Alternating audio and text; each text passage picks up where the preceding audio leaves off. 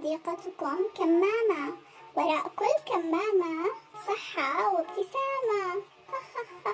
هاي، اليوم سوف أتحدث لكم عن موضوع مهم، وهو آداب السعال والعطاس.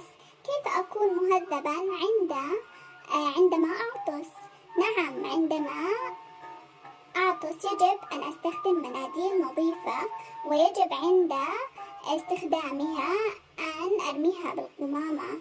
بالإضافة إلى ذلك يجب أن أغسل يدي بالماء والصابون، وذلك للمحافظة على صحتي وصحة من أحب.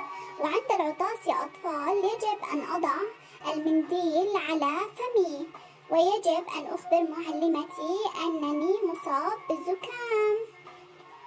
طاب مساؤكم.